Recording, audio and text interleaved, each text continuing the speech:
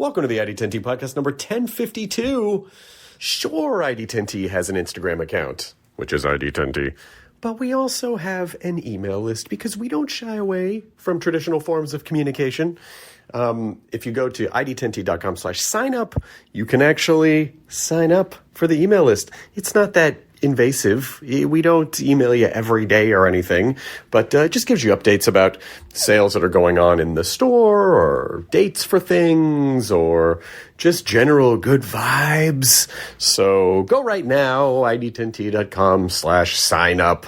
But let's talk about you, the ID10T audience. Events at id10t.com for the thing that you made or thing that you want to share or celebrate. Like Jason, who writes, "My friends did a thing and it is very cool. Nick, Laura, and Jessica have created an amazing musical, Glass Ceilings, that will be playing at the Rockwell, LA, and Los Angeles all of March for Women's History Month. I'm so proud of them. Women characters in the musical include astronaut Sally Ride and Jackie Mitchell, who struck out Babe Ruth." So this is the synopsis from the website. 8 inspiring ladies from different time periods whose stories you should know but likely don't suddenly find themselves in the surreal afterlife of Purgatory. These remarkable women try to solve the mystery of why they've been gathered together by sharing their stories through songs and flashbacks as they watch events unfold on Earth and wonder if equality for all will ever be achieved. With a pink-haired goddess, an all-female band, and a cast of singers who can really rock, this might be the most fun and inspiring women's history lesson you've ever had. So that's on the website, which is glassceilingsmusical.com. Tickets are on sale now. Show starts March 5th and runs all through March. And the Rockwell, by the way, is a great, great venue, which I believe is on Vermont in this sort of Los Feliz Village area if you're an LA local. Thank you for sharing that, Jason. This episode is Folake Olowofoyeku. She plays Abishola in Bob Hearts Abishola, which is Mondays at 8:30 on CBS, or it's also on CBS.com. And I loved this conversation. It was fantastic. First of all, she's a massive gamer, so we talked a ton about video games and also their application not just as forms of entertainment. Secondly, she's a huge sci-fi fan and also a writer and a musician of multiple instruments. And she came to the United States at age 18, alone, started from scratch, followed all these things that she was passionate about, and managed to build this incredible life and create all these amazing things and continues to create amazing things. So I was really, really, really inspired by her in this conversation. Again, she's currently on Bob Hearts Abishola, which is Mondays on CBS. Watch it and now listen to this episode, which is 1052 of the ID10T podcast with Folake Olowofoyeku. Initiating ID10T protocol.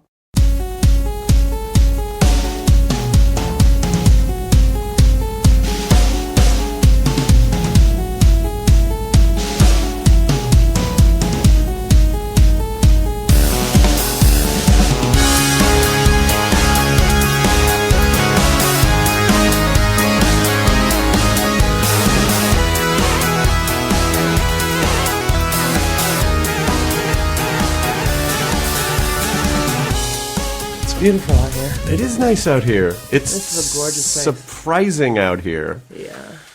How long have you been in LA? 2013 was 7 years. 7 years. Yeah. 2013 is 7 years ago. Yeah. 2013 sounds like a future date. Like, it sounds crazy. It sounds like it just happened. But we're in 2020. Oh my God. The ever incessant march of time moves Yeah, I don't know if I believe very much in the numbering system. No? What do you think? My theory, I haven't really developed a theory around it, but I just don't trust it.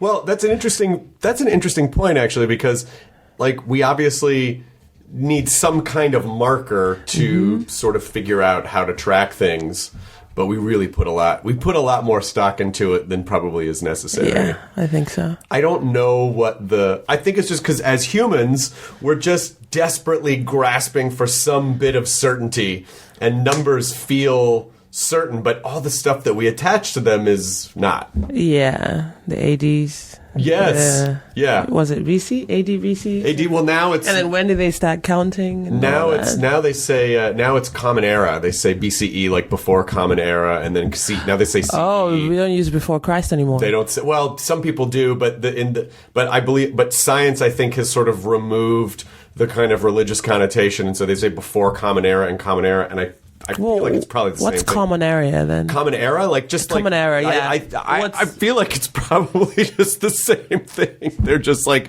no, we're gonna change it. We're gonna make this a science. We're gonna make this science, which is really...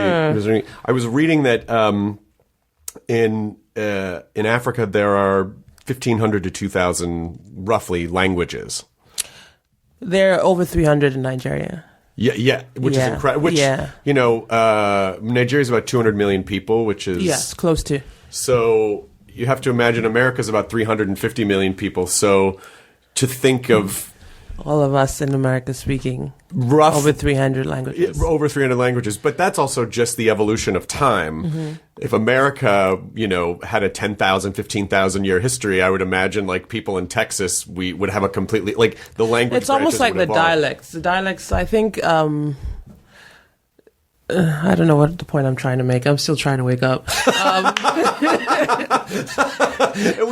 Dive in. How many different dialects are there in America? Well, we have the Cajun, and I'm saying like so distinct that it's almost hard to understand. There's like Pennsylvania Dutch. There's Dutch. There's a Dutch that's in, like there's like a Dutch that exists in Pennsylvania, and then there's a little bit of a Dutch that exists in like Wisconsin, and there's Maine is almost kind of a dialect. Then but other than that, it's the really, Cajuns. No, then they're the Cajuns. Then there's Cajun, and then, the Creole. Amish. Yeah, the Amish, which is part of the Pennsylvania. Yeah, I think if we recorded how many different dialects exist within America, I think that's the same way the languages, the same pattern the languages may have evolved over time. Right. In Nigeria. Now it's just accents. Like the South has an accent, the Midwest has an accent, the Pacific Northwest. And they all have an accent because it's derivative of having to speak English instead of your foreign language. Right. Whatever that was. Right. And English is actually technically a Romance language, but actually heavily influenced by Dutch. I didn't know that. Yeah, so it's a Dutch. Well, our accent is influenced by Dutch, and English is a Germanic language. It's not a Romance language, so it's part of the German language branch. But it's actually kind of weirdly influenced by Dutch, which I think is why, like so many other languages sound so beautiful and poetic, and English, I imagine, just sounds pretty harsh. In a way. I don't think English sounds harsh. No? I do think Yoruba should be considered one of the romantic languages, though. The English should be one of the romantic? Yoruba. Oh, Yoruba, your language. I think so. Yeah. It sounds romantic. It sounds romantic. I think so. What is the sort of the base, what are the base language rules of Yoruba? I don't know any. Give me an example of the base rules in English. Well, so like English is sort of framed. English is Germanic, but it has a lot of Latin base in it. So there are certain rules that we follow that are European, Latin, obviously Germanic, but is. How closely related? Can you understand a lot of other dialects? Can you sort of pick up, or are they that distinct? No, Yoruba is like it's originated in Africa, as far as I know, and I should know a lot more about my history. I do know the alphabets have kind of evolved over time, and I think some of the binary elements may have originated from our culture, from Yoruba culture, with the Ifas and our deities and stuff like that. But it's not derivative of any European language at all. No, of course not. No. I mean, far older than any European language. I'd like to think so, but I don't know. I haven't studied it enough to know, unfortunately. I do understand other Africans around Nigeria, like Benin Republic, for instance. Mm-hmm. I can understand some of their words. So I'm assuming This is all guesswork. I've done absolutely no research on this. I'm assuming that a couple of languages blended together, and so I can understand the Yoruba elements of their language. Right. Yeah. I mean, I feel like, we tend to take language for granted because... Sorry. And also... Yes. Brazil, Santeria, I can understand some of the Hispanics and Brazilians that practice Santeria. I can understand some of what they're saying. Really? Yeah. That's really interesting. Yeah. It's so fascinating that we take our own language for granted and we don't really think about it a lot because it's just what we do. It's just how we communicate. And yet it's so much a part of, it's so much a part of our identities. Mm-hmm. And I know when I go home to Tennessee, I develop a little bit of a drawl when I'm there because it's efficiency of communication. It's efficiency of communication and also a sense of community at the same time. Like you want to feel a part of it, and you want to be a part of it. So it really is interesting to me how much, language and identity are relatively inseparable, but we just not something we ever think about most of the time. I think about it a lot. I wish there's a story about how my dad didn't want us to have, my brother and I didn't want us to have a Yoruba accent, so he didn't want us speaking a lot of Yoruba at home. Oh. But my mom would sneak and speak it to us. And so I understand Yoruba perfectly, but because I never really spoke it, my accent sucks. Uh-huh. So I shy away from speaking it as much as possible, which is not probably the best way to approach it if I want to get better. But I wish that I could just sink into it and just speak nothing but Yoruba all the time, especially when I go back home. Mm-hmm. It's something, like you said, it's something comforting about it. Right. Yeah. What was your dad's reasoning for not wanting you to speak it? I don't know. We'd have to ask him. When did you move from Nigeria? On my 18th birthday. Oh, like on your 18th birthday? On my 18th birthday, October 26th. I think it was 2001. 2001. Yeah. And did you go to London? No, I went to. I'm assuming you're asking because of some inflections in my accent. No, because I was just reading that you had studied in London. No, I didn't study there. We spent a lot of time there growing up. My father had roots there, so he owned property there, and so we'd always go there for summers. Mm-hmm. And then I did end up going to some elementary school briefly at some point, after school program or something, but that was pretty much it. My siblings spent more time there than I did in schooling, and my father as well. But I moved to New York first. I was in New York first. You moved to New York first, and I also read that there's a lot of things that I read about you that I really want to talk about because you do a lot of stuff. Do I? I feel like I'm a bum. No, see, Before this show, I felt like I just sat at home and played video games. And I was good Do you sit at home and play video games? Oh, yeah. What are you playing? All the Rockstar games. Oh, Grand Theft Auto, Red Dead Redemption. Those are mine. I love... I was too afraid to start Red Dead 2 because I realized, like a friend of mine played it for 6 months. I played Skyrim for like 18 months. Whoa. And I've been playing Grand Theft Auto for years. Just the same. Online. Oh, online. You've been playing online. Yeah. I played yesterday. And they keep on releasing new missions and stuff. Yeah. And so I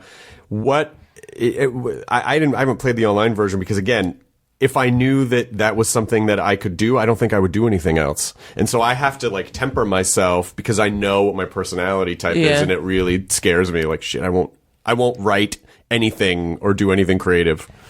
I mean, because I think perhaps they're trying to help us by not releasing so many new missions as often as I would like. But same thing with me. Now I just play the missions over and over again until I'm bored, and it's easier to let go, like to step away from it. Right. But when I first got into it, I was on it all the time. What were your first games? Was it the Rockstar games ever in life? Yeah. The NBA's, the Nintendos, the one that had the Guns N' Roses theme song. You know, the little ones on the computers. Yeah. I've been playing for a long time, thanks to my brother, Bolaji.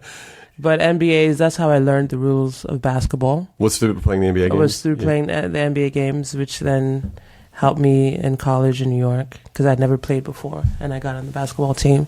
And see, video games really do help people. Yeah, I feel like I could kind of fly a plane. I'm just kidding. They're really fun. Is there a passenger on board? I've done Flight Simulator. Yeah. Does that count? It's sort of the same thing. Well, it kind of gives you an idea. It's realistic enough to at least.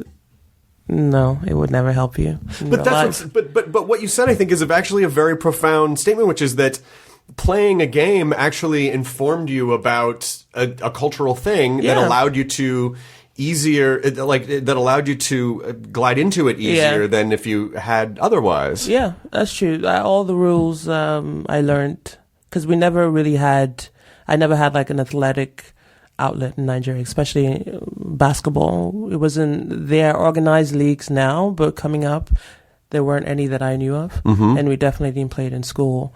And for a while, I was in an all-girls school. And the only education I got was from video games, and then when my brother wanted to dunk on me. Wait a minute, so he taught you how to play just so he could dunk on you? He'd be like, just stand here, just stand here, just stand here. I'm like, I don't want to play, just stand here, just stand here. And then, your face! Can you curse on this? You can say whatever you want. Yeah. There's no language restrictions. This is the internet. We can say anything. Basically, we can say anything we want. Yeah. Have you been to any of like the game conferences? Have you been since like the video game conferences? Do you go to? No, I never have. Really? Ever. No. I feel like once the word gets out that you are a gamer, you're going to start getting invited to things. I would love to, especially the Rockstar stuff. Because, I guess it's because I'm a little lazy. I don't want to learn the controls for something new. Sure. And Rockstar is pretty much like, once you know how to play one Rockstar game, you can play any Rockstar game. Right. So I kind of just stayed stuck in that world. But I would love to. I love gaming. That's fantastic. Yeah, the big one here in LA happens in June. Where? Downtown. It's at the convention center. Oh. And it's pretty massive, and they have all the booths, and you can go through, and each of the developers are and it's everyone, like Nintendo, and like they all the VR games. I'm like crazy about the VR games. I've actually done a bunch of video games, like voicing for video games, but yeah, like I guess no one really knows about it. Now they're going to know about it, which I think is very exciting because you're going to start getting on the list where people are going to like send you games and stuff. Oh, that'd be great. Which I assume you have a publicist. If you do, just tell your publicist like I want to get on the game list, and they'll just send you shit, like anything you want. Okay. Yeah. I'll tell Do you play Switch at all, or what's your platform? No, I don't. PlayStation 4. You play Switch, and I just ordered the Oculus. Oh, you ordered the Oculus, yeah. So I could play myself. I really want VR. I really want to be able to do it, but I just get motion sick after about 10 minutes. Yeah. Yeah. You know what? When I test ran our game, the first time I played it, we were standing over some sort of cliff, and I felt nauseous. It was so realistic. Yeah. I felt like I was about to fall down. Yeah. So I could see that. I wonder you could just take Dramamine and. That's not a bad idea. I actually I bought the things that go on your wrists that are like the pressure points that are supposed to help you with motion sickness. Uh-huh. So I'm hoping that will help. Is it like they're magnets? The magnets? No, they're just like these little knobs, and they kind of push on your wrist. And I don't know what the science behind it is, but it works because I've used them on boats, and I don't get any motion sick. So I'm wondering if that will help. If that will help with the motion sick. It's just like 7 or 10 minutes, and my head starts to get tight and my mouth starts to water, and I do not feel good. So I can't do like big simulator rides at theme parks either, because I just get nauseous. I have a guy who does magnets. I don't know the correct term for it, but he uses magnets on acupuncture points. So it's actually supposed to be stronger than what are they called? Oh, yeah. Sticking the pins in the acupuncture. Acupuncture, there we go. It's supposed to be stronger than acupuncture because you can also administer it to yourself on a daily basis. And he might be able to help. That would not be terrible because it has limited a lot of stuff that I would love to do because I just can't. So he just applies to different pressure points on the body? He gives you a diagram and then he shows you where to put it. It's usually on your palms. Most of the ones I have on my palms. And then you just put the magnet down and stick it on and you leave it there for a couple hours a day. Fantastic. Or just go to bed with it. That's fantastic. I'm hoping it could help. I'll give you guys the information. I would love the information because, especially like my wife and I love to go to Disneyland a lot, and there are certain simulator rides there that I just can't, like Star Tours I can't do because I just want to throw up by the time we get through the ride. But I also read about you that there's a lot of music. Do you play guitar and piano? Here's what I read. Guitar, piano, and that you studied sound engineering. Yes. I have a diploma in audio engineering. Oh my gosh. Yeah. Music was my first love. That's actually what I wanted to do with my life. I just wanted to make music. And I think at a certain point in my life, I could just listen to music and just play it back on the piano. But that wasn't encouraged in my family. It was extremely discouraged. So those dreams went down the pipe, and then I moved to America, and yay, freedom. Yeah. And I bought my first guitar and started teaching myself. But here is my self-analysis. I think the stigma and the trauma of the people I love the most telling me that I would never succeed in a certain field got the better of me, and it still is. Right. And so I just do a little bit of music and then shy away and run back into the mouse hole. That's really interesting because I think that's sort of the great path of adulthood, I think, is trying to undo all the damage from when we were younger, because that whatever voices you were hearing when your brain was forming just sort of cement as your internal voice. That becomes your coding. Right. That becomes the way you I guess you reason and you see life through the lens of your family members. And so even though now I can articulate that that's what I'm going through, it's still difficult. It's still difficult to be like, all right, okay, I'm going to dedicate this much time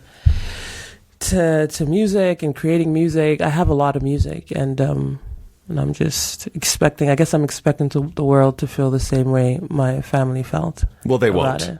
I mean, they just won't. The fact that you've been creating music anyway is already like an incredible, like you've already taken incredible leaps in that direction. And I'm sure at some point the knot, I always think of it as a knot in my brain, that stuff, it just loosens and you're like, oh, I guess I feel free of it now. I feel free of it now. Yeah. But it does take a long time. It's been a while. Yeah, it's been a while. Your brother's a guitar player, isn't he?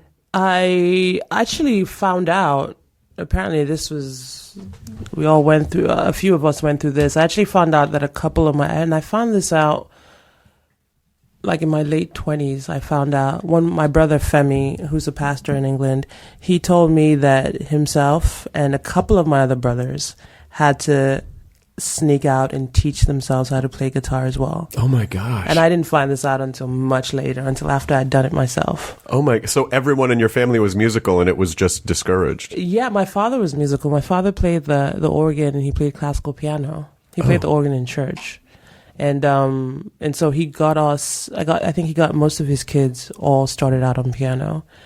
But he didn't consider it a legit enough profession to pursue. Oh, wow. And I'm sure that was coming from a place of love, as well. There weren't a lot of opportunities to make money as a musician back then. Sure. In Nigeria. Sure. But now, yeah. Now everything's different. I mean, the internet really did change everything. You can figure out a way to monetize almost anything if you can find your audience directly. Yeah. So it's you have a lot of different paths that are forming because you have this musical passion, and then I also read that you were like almost going to become an attorney, and then somehow like hard right turn into drama school. I mean, I never wanted to be an attorney. I never could imagine that life. My father was one of the biggest legal minds in the country, and in Nigeria, and he named me after the first female senior advocate of Nigeria. Oh, wow. And that was the path he wanted for me, and I just never could imagine it. It just never sunk in. It just didn't seem like it was going to be a part of my life. And even while I was being ushered towards that route, I knew at some point I had to segue. And so when I came to America, my results were stolen in Nigeria. So my parents told me to try to get into college in America, and I got in. And the plan was I was going to major in economics and then go on to law school. Mm-hmm. And so I started out in economics and graduated with a BA in theater. Oh, wow. That's really cool. Yeah. And I don't even remember how I ended up in the theater department. I've spoken to a couple of friends from back then, and they said I saw some sort of audition flyer and went and auditioned. But that memory is just completely gone. And I guess I was just looking for a way out. Well, your heart definitely wanted something in the creative fields, whether it was music or acting or something. And when you think that, you know, you're someone who was able to pursue that, how many people have to suppress that their whole lives, and what kind of dissonance that probably creates in their lives because they didn't get to pursue what they wanted. I was always told that I didn't quite fit into the world I was in. So perhaps that helped, because I'd never really felt a strong attachment to I guess my surroundings and the norms that I was surrounded with. I think that's a gift, though, because because in retrospect, yeah, at the time it doesn't feel good, but in retrospect, you know, the things that people probably said, the people that probably made you feel like, oh, you don't fit in, those are the things that made you special, and those were the sort of unique qualities that allowed you to do all these things that you do. Otherwise, you know, like I think one of the worst things you can hear when you're young is you totally fit in. I know you want to hear that when you're young, you do. But if you feel like you totally fit in, I feel like there's not that kind of artistic fire doesn't get lit because you just feel comfortable. So you're like, oh, I don't really need to be introspective or do anything. Yeah. Do you feel like you led a pretty strong introspective life? Like an internal life? Oh, yeah. I think that's all I had for a long time. I still do. I think it's carried over, and I actually think it's also a blessing considering the climate of this profession. At least that's what I'm starting to realize. Yeah. I spent so much time by myself in my room just thinking and daydreaming, and now that I know what it is, manifesting. Because I was just a kid in Nigeria. Mm-hmm. And I wanted to, I guess Hollywood wasn't necessarily my goal, but I wanted to be performing on the level of the people that I was watching on screen. And I was watching a lot of Hollywood films, mm-hmm. right? And in the worlds of X-Men, that's what I wanted for myself. And how do you go from like being an African kid with no creative outlet to finding yourself on one of the biggest shows in primetime television? Not only no creative outlet, but a creative outlet that is like actively suppressed. Yes. So it's like that is another hurdle to get over as well. Yeah, and I guess I have to thank the internal world and manifestation. Even though I didn't know what it was then, I would just sit and daydream for hours and hours and hours and hours. Have you ever thought about mentoring anyone? Because the things that you overcame to get to where you are, I just wonder if other people, whether they immigrated to America or just came from backgrounds that were not creatively encouraging, you know, being able to say to people, look, I know how you feel. This is how I felt. These are some of the things. I don't know. I just wonder if it's not obnoxious for me to suggest this, it could help you as well. Sort of kind of like helping, counsel a handful of people about your experiences to just kind of make them feel okay as well. That's actually one of my goals. So I have a couple of ideas, and I'm going to share them in Please. hopes that other people are encouraged to do the same thing.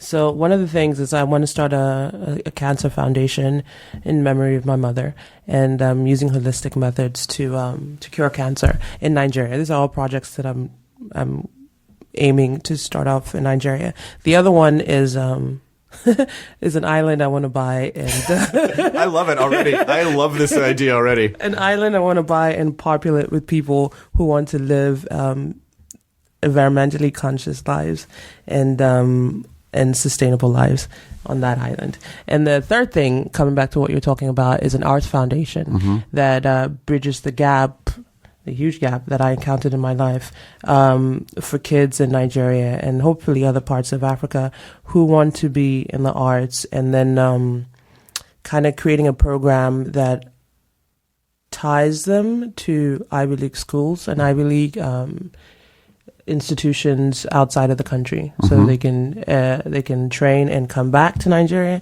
and use that training. I mean, that is completely achievable, and the fact that and your show got picked up as well. Yeah, congratulations! We're already airing. Yeah, I know you're already airing, but it's doing really well. My television experience is that when things are going well, networks tend to want to do more of them. But your lips to God's ears. But do you feel because you want to do these things that are all they're all big projects. Do you feel a pressure all the time? Like, okay, I have this platform now. My platform is getting bigger. Now I really have to figure this out. I mean, how are you not overwhelming yourself with all the things you want to do? Because I would imagine a lot of options are opening up to you now. Yeah, I am feeling some pressure in some areas. Being a master manifester. As I know now, I knew all I had to do was think about those 3 projects and just send it out into the universe, and things would start to line up for me to be able to achieve them. So I don't feel pressure in terms of achieving those 3 things, because I know at the right time and the right amount of capital, that will eventually come into fruition. I feel pressure in just trying to figure out how to maximize this platform for my benefit and the benefit of people around me, and I think initially what I felt was like I had to go and do, and this is all within a matter of 6 months. It's just been a couple of months, right, and I'm figuring these things out as I go along. But I felt like a lot of pressure to go and do. And I had to kind of recall my former state when I was just at home playing video games. And in that state, the show came. In that state, a lot of other things came. And I just remembered that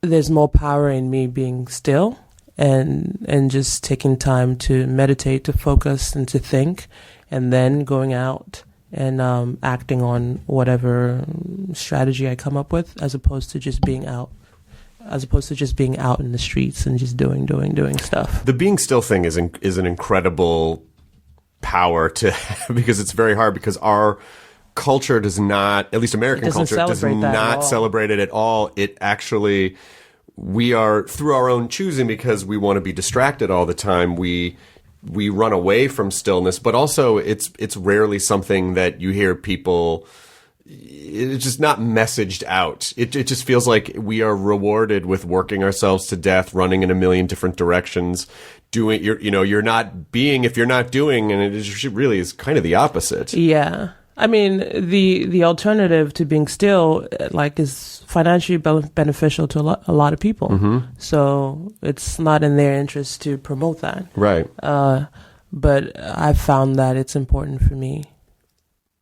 And how do you, this idea of manifestation I love, because there really is, and I don't know what the science of it is, but what I believe happens is that when you focus on something, even if it doesn't have to be like a wizard in the universe waves a wand, that I feel like what it does is that it opens your eyes to possibilities and micro choices that you wouldn't have necessarily, like things are revealed, pathways are revealed, and whether consciously or unconsciously, you gravitate toward that direction, and it sort of like meets you halfway because you're open to it. Yeah, I mean, there are a bunch of theories about that. I don't know which is true, but it seems to all, even prayer being one of those tools for manifestation. Right. I see that there are a lot of commonalities, even though they have different stories like around them. And that is that if you sit down, close your eyes, put your hands together, which could also be a prayer or it could be a meditation. You could, and think about what you want and actually put it into words and ask. Ask yourself, ask a higher power, whatever. That higher power will hear you and give you what you want. So in a way, it's your thoughts and your wants going out into the universe, and somebody or an entity or God hearing it and saying, okay, here it is. I don't know how it works really, but for me, I just think about it, I guess. I just think about it. I envision it. I envision it with not like a desperation, but with a peace and a knowing and joy. Yeah, as opposed to some sort of desperate, I need it right now. Yeah, because I feel like life in the universe does not reward desperation, because I think desperation is in a way is sort of antithetical to, like, you know, if you hang out with someone, you can feel they're desperate. You immediately are a little like, because I think there's something on an evolutionary level that's like something is wrong with this thing.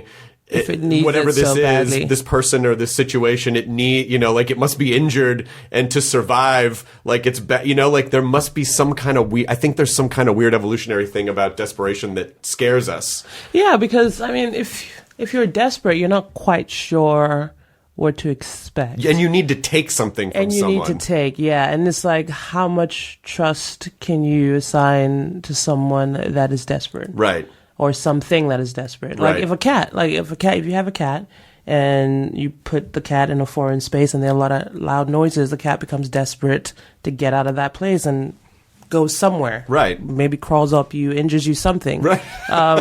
It's just, I'm saying that because I just got kittens and they've been crawling up kittens, me. plural? Yeah, 2. Oh, that's nice. Bob and Abishola. Oh, that's really sweet. That's really sweet. Yeah, I guess you don't know what to expect from a desperate person. So that makes you want to keep a distance, I assume. I wonder if some of it, too, is awareness. In the simplest way to demonstrate this is if you say to someone, the color blue, and then all of a sudden they look around and everything they see is like, oh, that's blue. Oh, I saw that, too. And then you kind of have that moment where you go, am I manifesting this, or did I just never notice those things before? Like, your brain has this awareness activator in it. So maybe there are things that when you envision something and you want to manifest something, you open your brain to a specific awareness frequency that leads you down that path because you're open to receiving it. Does that sound weird? No, it doesn't sound weird at all. Yeah, I guess that's a possibility. Because I know. Speaking about frequencies, there's this whole school of thought that, how does it go? Again, I'm not a master at this, so I'm just gonna try to remember what I've heard about frequencies and being able to. We all are energy based, right? Sure, that's what it is, and then like frequencies attract. Mm-hmm. Is that how it goes? If you're talking about like magnetic polarity, like the opposites attract, likes repel, but I don't know if that works the same for. No, not in terms of that. I'm thinking more. Okay, let me leave that one alone. I was thinking more in terms of spiritual thought. Oh, spiritual energies. thought, attracting, right. And positive. If you think positively, you attract positivity. So if you're thinking blue, and you might attract blue. The frequency of blue. Yeah. You like sci-fi though. Oh, I love sci-fi. Yeah. I love sci-fi, and it's fantasy specifically. That's Fantasy what, sci-fi? Yeah, like the X-Men, Yeah. the Lord of the Rings. What else? I mean, the Marvel Universe. That's what I thought I was going to get into as an actor. Well, it's still 1,000% possible. Yeah. I was surprised. I was pleasantly surprised by getting into the Chuck Lorre universe. But apart from that, I thought I was just applying him to sci-fi as well. Are you guys going to LorryCon this year? Gonna be really we should big. have one though. Yeah, we should have one. He literally could. Yeah, and hashtag thank you Chuck Lorre. Yeah, exactly, exactly. But yeah, I love sci-fi. My first introduction to sci-fi books was Octavia Butler. Right. And I completely, the first one I read, I think was Parable of the Talents. And then I read Wild Seed. And my mind was just blown. I loved it. And a lot of her characters she names after, she uses Nigerian names on. She uses Nigerian names for a lot of her characters. And I don't know, I was just blown by that world because I don't know what it is about sci-fi. And you tell me, you're I do really like big on sci-fi as well, yes. Do you feel like the reason we gravitate towards sci-fi is because we feel like it's a possibility in this world, or we want it to be possible in this world? I think it's a few things. I think yes, that is one thing that we want. We want those things. You know, like, of course I want there to be wizards, or of course I want there to be, you know, Class like 5 mutants. Yes, of course I do. Of course I want there to be class 5 mutants, but I also think, obviously I thought a lot about this, like, you know, I grew up a really nerdy kid. I did not fit, again, the idea of not fitting in, and so in my mind, I really liked escaping and going to fantastical worlds where things were either idealized or there was some semblance of, even with Star Wars, it's like, oh, there's a force in the universe and we can tap into it. Like some sense of control in an uncontrollable world or a place where you didn't fit in. And so you escape because reality itself is ugly and harsh. And so you escape to these sort of fantastical worlds because we live this internal life. And so to me, it makes all the sense in the world that, you know, there's such a strong connection between like nerds and sci-fi or nerds and fantasy. It's like, because I feel like so many of us just kind of wanted to get out of we just didn't really feel like we fit in with this reality. Yeah. Or just the idea that the people who don't fit in are this supernatural beings who should be exalted and revered. We all want to be Harry Potter because we all feel like we're living under the, you know, like in a stair closet, and we want an owl to show up and be like, you're special. Right. You know, because we didn't get that. Yeah, we didn't get that from our peer group when we were growing up. Yeah. And I had incredibly supportive parents, but just other kids just did not. There were 3 or 4 other kids who were into the same stuff I was into, and so I just didn't like reality. So I think that was some of it too. That makes sense. Yeah. Have you ever thought about writing? I am. You are? Okay. I was trying not to talk about it. No, come on, it's okay. I've actually hired a writer to develop the story that I've been sitting on for over 10 years. And I tried to first sell it to some studios in Nigeria, but they didn't think anyone would be interested in African sci-fi. This was like 10 years ago, like 2010 or something. And she didn't think she didn't think Nigerians would be open to the idea of African sci-fi. Right. But I think we all know that's not the case anymore. Yeah, I think there's a pretty strong financial argument to support the fact that people would be interested in African sci-fi. Yeah. So I'm like, I don't fancy myself a writer, so I've been looking for writers to work on. I have tons of sci-fi ideas, and I'm now in the development stage of the one that I'm completely in love with, and we're outlining and creating the Bible now. Oh, this is great! And then hopefully we'll have something soon. See, this is great because you do so many different things. I feel like this affords you the opportunity to really like top to bottom create some sort of a fun thing as a writer, as a performer, as a musician. Like, there's just so much fun stuff for you to play with. Yeah, there is. And thanks, shout out to City College of New York for my foundation in theater and musical theater, because it's sustaining me. But yeah, I think with that foundation, I'm able to apply all this different talents. And I guess in a way, it all seems to be coming together and making sense. The love for music and somehow ending up in the theater department, and this huge love for sci-fi. Because now I'm in this world where African sci-fi is huge. Right. And I could pretty much put all those things together and create something, I hope, beautiful.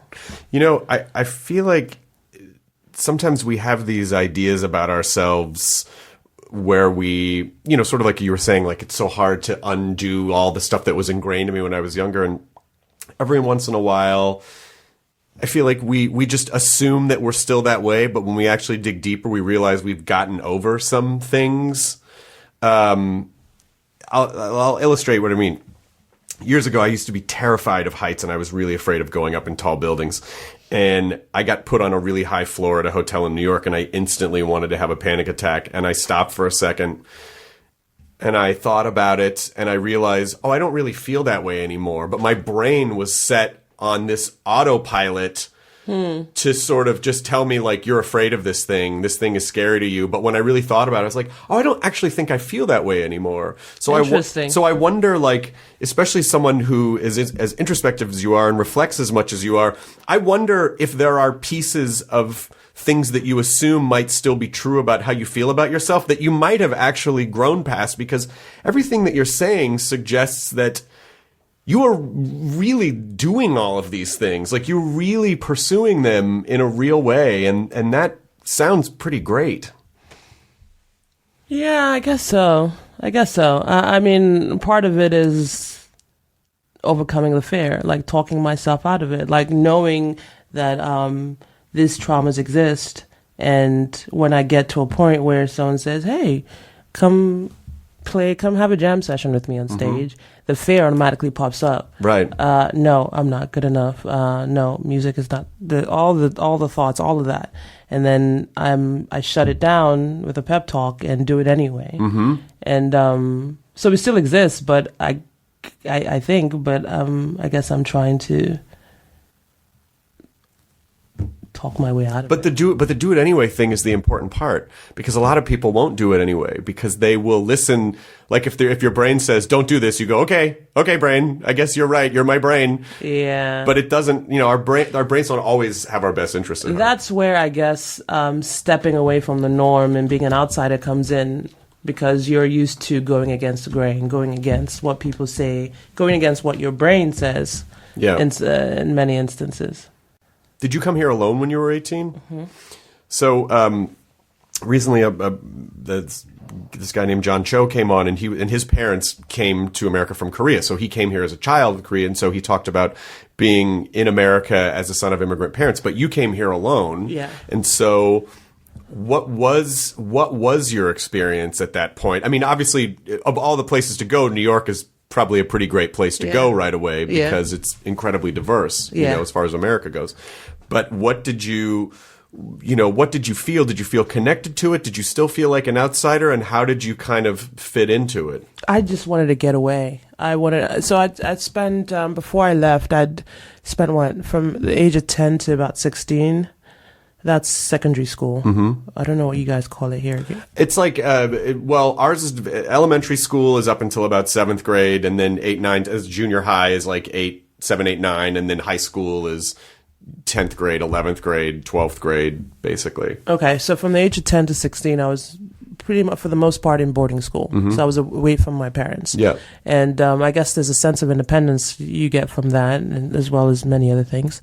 And so I just wanted to get away so I could figure out how I wasn't going to become a lawyer, how I was going to do something in the arts, or just get away and figure out my life. And so by the time I got on the plane, by the time I knew I was going, I was ready. I was not looking back. And I came to New York, and I was like, oh, this is America? It wasn't what you expected? It wasn't what I expected. My brother-in-law picked me up from Long Island and took me to his house, my sister, and it just wasn't what I expected at all. It didn't look like Hollywood. Right. You know, it was Long Island. It was the suburbs. And it was like a cloudy day, and we were on the highway, and it was so interesting. And it was cold too. And I knew intuitively that I needed to get out of, when the decision was made that I was going to go to college in New York, I knew intuitively that I needed to get as far away from my family as possible if I was going to be able to figure out my life myself. Mm-hmm. And I found a school furthest away from Long Island that was still within Manhattan, and that was Harlem. And so I picked City College in New York, and so that I could give the excuse somewhere down the line that the trip was too far and I had to move out on my own. Mm-hmm. Otherwise, it wasn't going to happen. Right. And so the time came and I made that argument, and then I left. I think it was within my first year in America.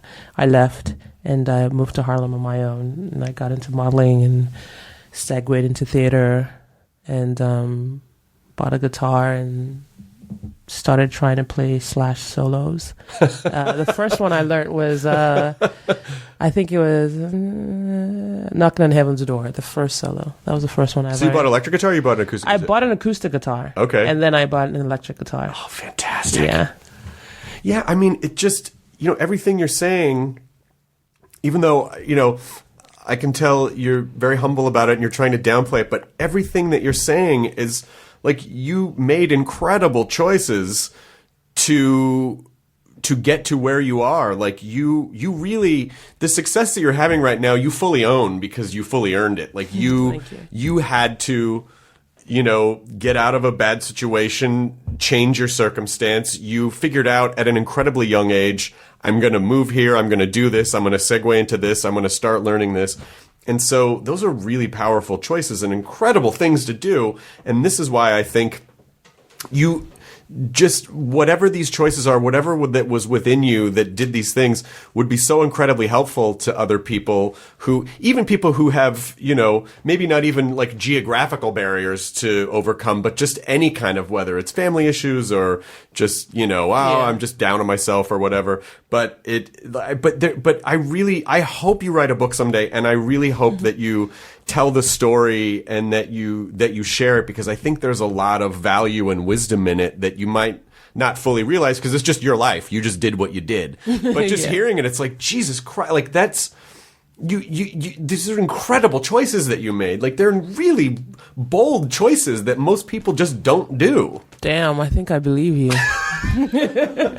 I mean, I'm just like, I have so many ideas to pitch you now of like, oh, you do so many different things, and like, please pitch me. Oh my God, pitch what if me. you connected with Rockstar Games and you created a game and then you used that to fund the Cancer Foundation and that is a brilliant idea. Right? That is a brilliant idea, and I have something around that. I'm sure you do. You're a creative wellspring. Like you, it's just like it just seems like there's. Can we hang out all the time? Yeah. No, I'm serious. Can we have like a standing reservation somewhere once a month? I wish we could, because even just hearing. Listen, we all have barriers that that were put upon us when we were young, or they're self-manifested. Either way, and.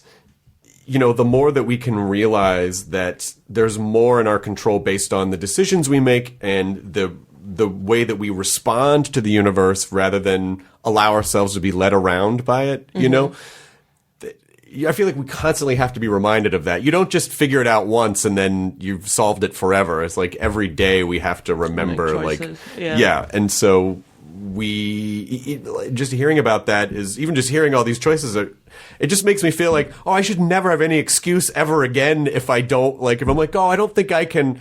It's like, oh, well, I mean, we all think that. I mean, I think that all the time. I thought that this morning. Yeah. But you just push through it. You just push through it. That's the magic part. I think that is the magic part, pushing through it regardless. Right. Yeah. And does that just come from a place of like, well, I'm going to push through this, and then I believe in myself enough to know that I'll just handle whatever happens? I think for me, I think it's knowing that on the other side is something potentially good or better than whatever discouraging thought you have. I guess there might be two options. Either you do the thing and you maintain the discouraging thought you had, or you find something better, or you feel something better. I think there was an outing I had recently that committed to. So wanting to have integrity with my word made me go ahead with it, and then knowing that there were these two possible outcomes, either I still felt shitty or I felt great, right, made me go ahead with it, and I did, and I felt great.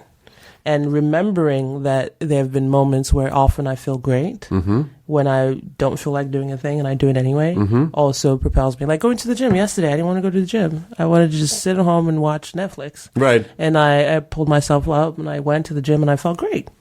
Even just that little choice, like even if most people could just, you know, even with little choices here and there, I didn't feel like doing this, but I made myself do it anyway because I knew it was probably a better for the long run. Yeah.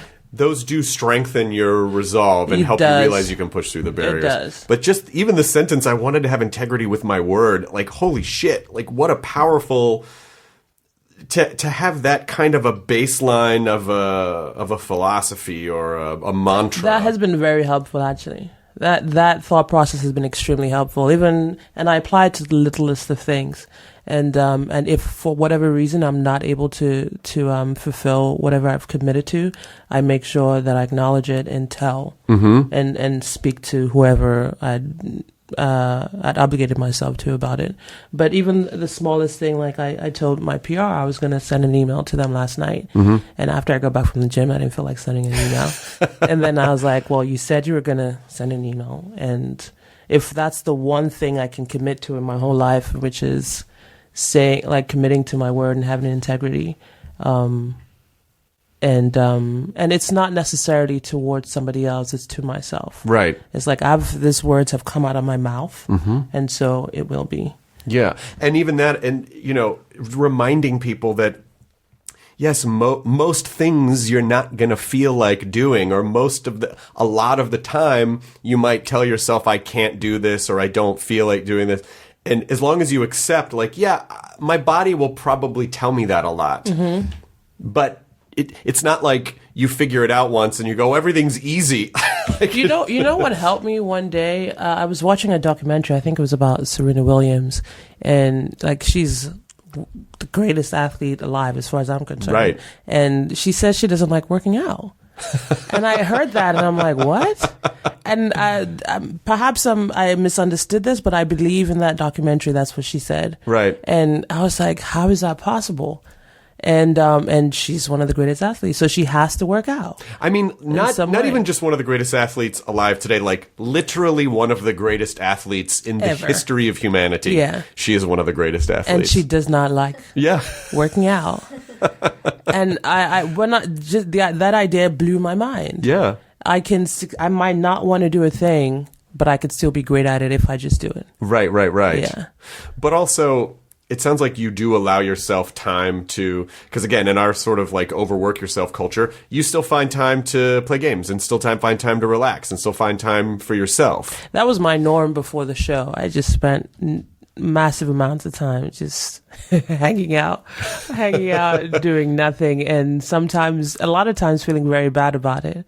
And now the show, this is the longest job I've ever had in my life. Yeah. And I've never not had the majority of my time to myself. Right. And still, I find that, like, on one day off, I'd be playing video games and I start to feel like a bum. Sure. And I have to remind myself to, like, I'm out of practice now with the stillness. Right. So I have to remind myself and think back to the days when I had time to myself and how it felt good and how I was able to spend that time manifesting, and use that as a reminder to allow myself to relax. That's really, it's giving me this image in my head of, this kind of metaphor for, getting to places we want to go. It's like you're here and then there's an island. Maybe this is the sustainable island that you're going to buy someday. But you want to get to here and the island is over there. So you get in a rowboat and the water's going to be choppy sometimes. It's going to be calm. It's going to throw you off course. But as long as you kind of have an idea of you wouldn't just stop halfway and go, well, I guess I'm just going to let myself drown. You're like, fuck, I got to keep going. Yeah. That if you can sort of accept the fact that that's kind of going to be the journey, then in a way, it makes it... That's a great imagery. Yeah, but that's perfect. Yeah. Right? But eventually you're going to get there. No matter, you might go off course, you might miss the island and have to come back around, but eventually, as long as you are committed to getting there, you'll figure out, you'll navigate all the shit. Yeah. And maybe just... at one point when you're veered completely off course, a huge wind comes, just shoves you right into the tip of the island. Right? Yeah. That does happen sometimes. It did definitely. This show was that. Yeah. This show was that.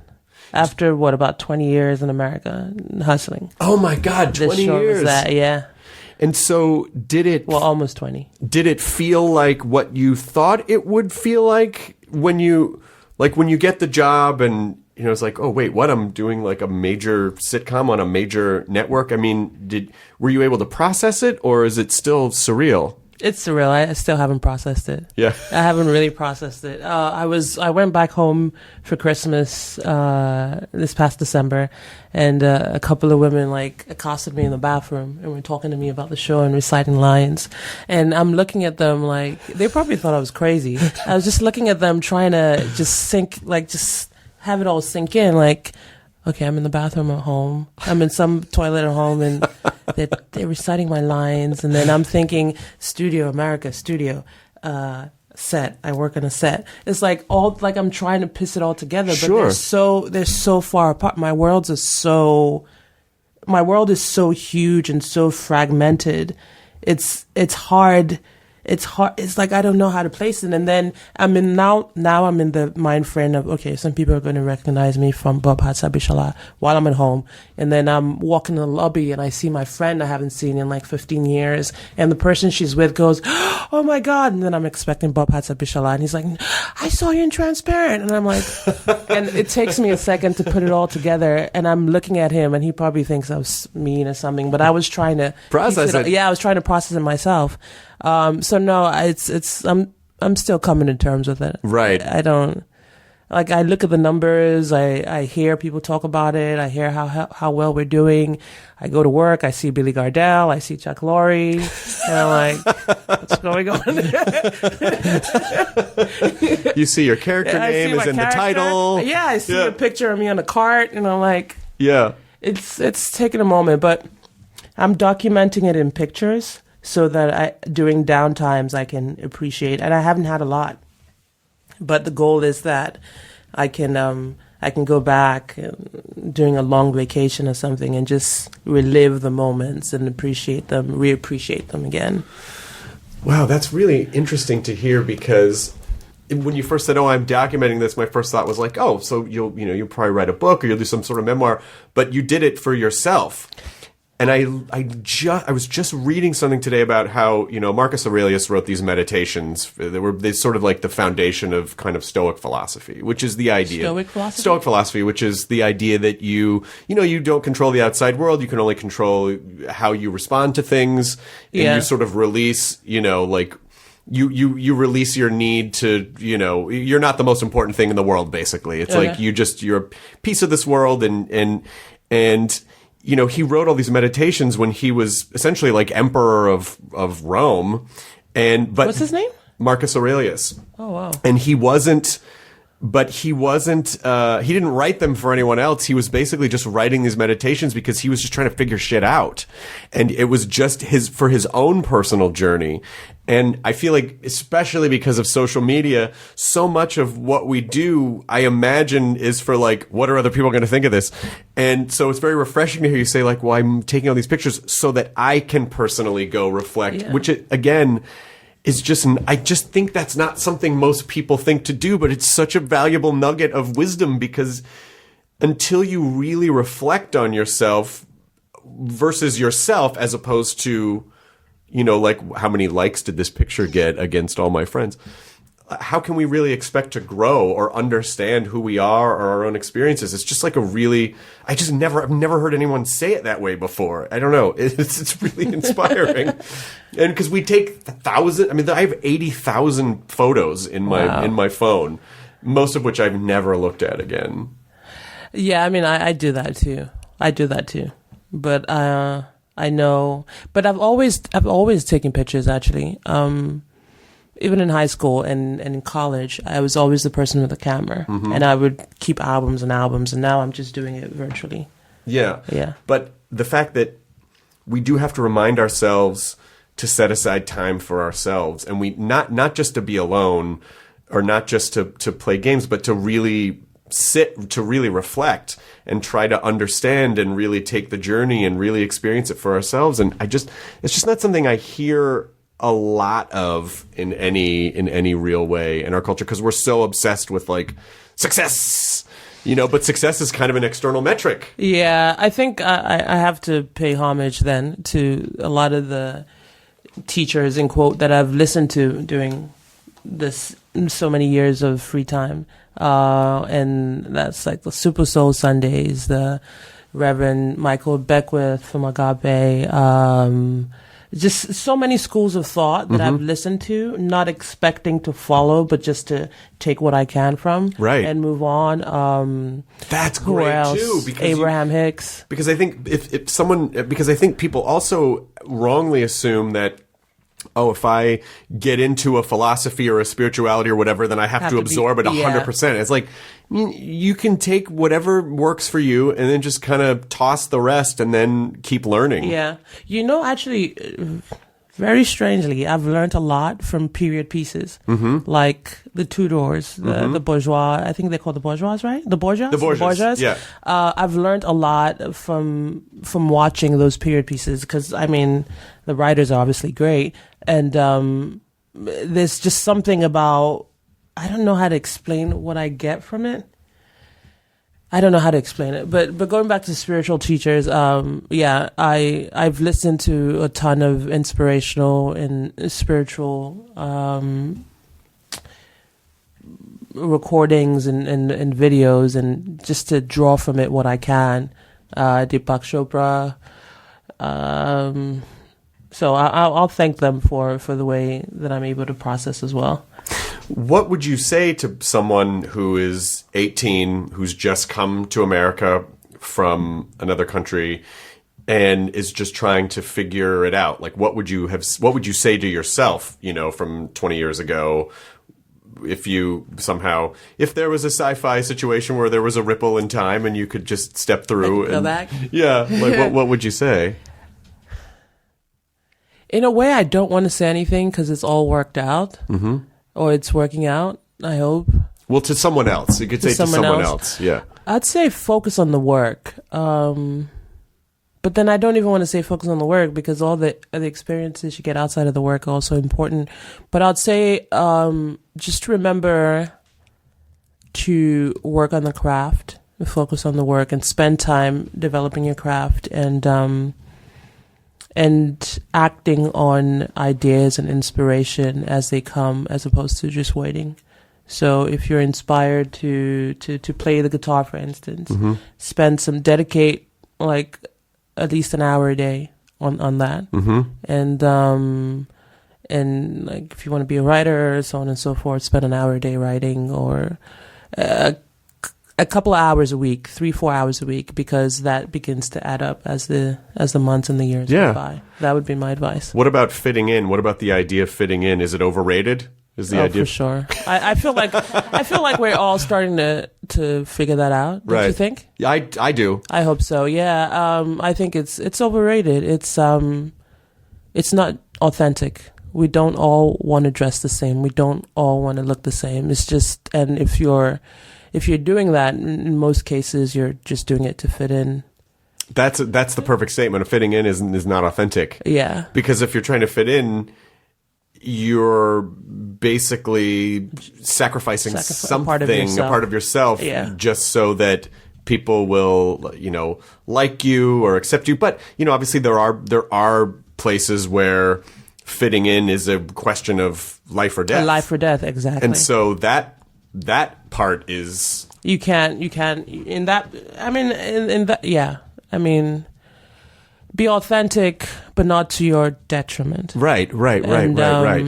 And as soon as you're able to create a path for you to live authentically, it's, this is something I still battle with. I'm here, I'm giving advice on it, but I still battle with that. Well, we are living all authentically, yeah. Forever. I feel like as humans, we're just forever students of that. Like no one figures. I mean, I have a friend who's 82 years old who's, like he's a very wise man. He's figured out a lot, but he still struggles with like feeling insecure and feeling he still struggles with stuff. I don't think it's accepting that there's always going to be, some struggle, but just that I feel like the older you get, the more you go, but I'll probably weather this. Yes, yeah, I'll exactly. probably That's get what to it the is. other. When you're young, you're like everything, the stakes are so high. Yeah. But as you get older, you're like, I'll probably be okay. It will get better. Yeah. That the idea that it will get better, you have actual proof that it does. Right. And so you're able to rely on that when the time comes around. But yeah, I still struggle with being authentic, not because I don't want to, but because I'm kind of weighing the other factors. Mm-hmm. Like and sometimes, like you said, it might at least feel like it's a life or death situation. Yeah. When you've been working towards something for a very long time, and then you have to figure out, is being myself selfish, or is being myself the right way to go? I'm telling you, I'm gonna give you my contact information, and anytime you want to like have a lunch, kick ideas around, just sort of talk about philosophy or whatever, I would love that. Okay, I would love that too. I just think it would be. I think too. it would be fun. I just think it would be really. I don't know. You have so many insightful things that I don't even know if you realize that are, because you just sort of like, it's just who I am and what I say. And I'm like, I literally am going to have to go back and listen to this podcast and just write a bunch of shit down. But, integrity in my word is, and it seems so like, well, that seems obvious. Why wouldn't everyone do that? But unless you really think about it, it's just not, I don't know. But to have it as a principle sort of helps inform decisions. You can say to yourself in this situation, oh, am I exhibiting integrity in my word? Automatically makes a lot of decisions so much easier. You go, oh, okay, no for this, or yes for this. Sometimes harder. It's because in like a situation where you're small talking and you really don't want to. I'm faced with this quite a lot. I'm not very good at small talk, right? And I'm working on it, but there are a lot of times where I don't want to. Oh, it's such a cornerstone of American culture. So do you say? And my friends call me out on this all the time, but they love me and they know me, so they're fine with it. And I guess this is what I have in common with my character, Abishola, is when we're talking on the phone and I don't want to talk anymore, I just say, I don't want to talk anymore. Bye. And it's become like an ongoing joke. It's become an ongoing joke. And I didn't realize that I did it until my friend Jonah was like, okay. Bye. And that's when we were first getting to know each other. And now it's just like, okay, all right, we'll talk later. That's really funny because the longer you do the show, the more events you're going to go to. You're going to run into people. You know what the fuck to say to them. How are you? Well, how's this thing you're wearing? Okay, nice. How long does this exchange go on to be considered socially acceptable? Like, what are you supposed to? I don't know. Yeah. I think it'd be really funny if you just got to a point in the podcast where you go, I don't want to talk anymore, and then we just... Well, no, I'm enjoying this. I'm actually really enjoying this conversation. That makes me very happy. Yeah, I'm really enjoying this. I really, really, really appreciate that. But that's an honest, like, it makes sense. Like, that's kind of what we say when we go, we go, well, I got to get going. I mean, like, basically what we're saying is I don't want to talk anymore. Yeah. Either because I can't or because I just don't have anything else to say. But in those instances, I'm not having integrity because I'm there talking and I don't want to and I don't say it. Yeah. And in those cases, it's not celebrated. If I was to say abruptly to a fan, I don't want to talk anymore and walk away, then I become an asshole actor. Right. But I'm just being honest in the moment. Right. I've never done that and I never will, I hope, because it's not nice. No, but maybe as people get to know you, they'll understand that. Like your friend Jonah, like they'll understand that. They go, she's not being rude, she's being honest. Like she doesn't, Yeah. Yeah. Do you go to Comic-Con ever? I've never been. That's actually one of my dreams. I was hoping to go with our video game, Dark Vader. Yeah. I play the priestess on Dark Vader, Immortal Vader. I should know the name of my video game. On Immortal Vader, which is on Oculus Quest. Yep. Oculus VR. Oh my God. No, you're what am I fine. talking about? Okay. And I was hoping it's under the Star Wars umbrella, and I was hoping to go to Comic-Con for that. But that's one of my dreams. Maybe I'll go to Comic-Con for my sci-fi. That is, yes, 1,000%. And Death Race. I was hoping to go to Comic-Con for Death Race when we did it a few years back. I feel like now that you're talking publicly about this stuff, people are going to hear and they're going to go, well, we have to have her. So I really, really, really do believe that is something that will happen. I mean, that could happen this year. It's still months away. So you have time to prepare. Would you want to go? I mean, because there's probably not, well, I don't know, unless Chuck decided to do a Bob Abishola panel. But other than that, like, would you want to just go as a fan, or? Oh no, my dream has been to go with a project. To be like in Hall H, like up on the panel talking about a thing. And speaking, because I heard like Comic-Con fans are like the best. It's incredible. Yeah. It really is incredible because it is a complete, for someone who grew up kind of I don't want to say ashamed, but sort of afraid to be really open about being into all that stuff. And now everything's changed. Yeah. It is such a celebration of like pure passion and love, and like this is a safe space where we can all celebrate the things without judgment that we love and come together. And so, I mean, the stories I'm sure you've heard are true. Like people sleep outside of Hall H. Wow. There's like a real community around it. They share food. They sleep on the fucking ground to get beautiful. in. And then they sit in Hall H for literally all day, even if the panel that they want to see is, 7 hours after they sit down, they are in it all day. And so the energy of it is just, it's unbelievable. It's so magical. It's like one of my favorite things in the world. Yeah, I'm looking forward to that. I'm sure it'll happen soon. There's no question it's going to happen soon. Yeah. I mean, because you seem to know how to manifest things, and and I'm sure you're working on stuff you didn't even mention. And so it's one of these things, it's definitely, whether it's the sci-fi or video game or something, like something is going to happen from this. But as we're kind of winding this down, can you give some like meditative or manifestation tips, or just something, if you're comfortable talking about it, just for people who are curious about it, or just kind of looking for a way to become more introspective in a positive way? I think it's I think it's important to always come from a place of positivity and joy. I mean, you're obviously able to manifest bad shit too, but I think to help whatever specific thing you want along, I think it's stronger to do it from a place of joy and love. Mm-hmm.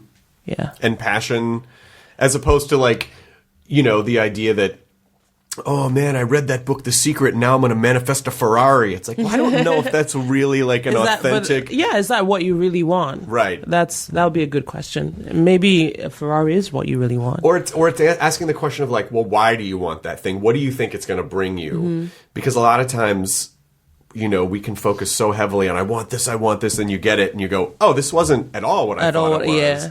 And it actually brings more responsibility and more stress and more is more of everything. Yeah, I think it's important to research what it is that you want and listen to stories of other people who have attained that, and pay attention to what they say, where they're the negative, the cons, and the pros, but especially the cons, and be very specific with what you're manifesting. Before I got this show, I remember thinking, I saw a couple of my friends their careers took off, and I saw the effects it was having on them.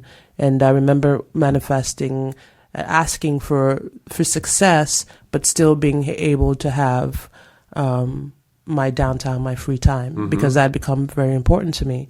And I remember when I booked the show, my agents at the time, David and Sarah over at BRS, would always tell me, this is the best schedule in showbiz. Oh, And sitcom is the best. And I didn't get it. I was like, what are you guys talking about? They're like, just wait and see. And then I got the schedule. I was like, oh, wow. Wow. But that was exactly what I wanted, because I've heard stories about people feeling overworked and exhausted and not having time to themselves. And so when I realized that my personal time was important to me, I made sure that I infused that into my manifestation. So I think it's important to research what you want, right? So you can be specific about what you want, right? Specificity is really, really important, I think, too. And I think one of your big challenges for the next, however many years is going to be figuring out which options to take, because I just think a lot of, because you just like you do so many things. Stuff, yeah, it's just like, well, what do I pick when if all of a sudden you're given like your sci-fi thing takes off and you might be able to make a video game and you can start a foundation, you can do this. It's like, okay, wait, I do want to do all these things. How do I kind of navigate this too? Which will be a whole other exciting thing. Yeah, delegating. I think that would help. Yeah, delegating. Yeah, delegating is important. Delegating's hard. It's hard. Especially when you're not used to it. Yes. Yeah. Well, especially if you're hiring people to delegate on your behalf, because ultimately you have to be responsible. You're the boss. So if something happens, then you. That's what I'm trying to navigate now. Because I know that I would be more efficient if I had help, but I'm still kind of like trying to be private and. Sure. And like make sure that I'm focused on everything. But if I do want to achieve everything that I want, I'm going to have to delegate. Right. Yeah. Well, I'm only ending the podcast because we've been talking for an hour and 17 minutes. It's not because I don't want to talk anymore. But my God, this has just been so wonderful. And I really, really appreciate that you came out here in the morning. This drive was beautiful. I'm being honest. I'm having integrity. And coming into this property, I was telling Debbie. Yes. Debbie, right? Yes. How beautiful it is. Oh, and thank serene. you. It doesn't feel like you're in LA. No. And that view is gorgeous. Yes, it's really just sort of, sort of designed to create a feeling of, there's a lot of little spaces around here where you can just sort of go into a cocoon. Yeah. Go into a little cocoon and have a little bit different of an experience. Yeah. So, which I think is really important. But Folake, it's been so wonderful to talk to you. Thank you so much. Thank you. Please, let's have a lunch or something. I would love to do that. Okay, I think great. we should do it once a month. I would love to. Okay. All right. The end. ID10T scanning complete. Enjoy your burrito.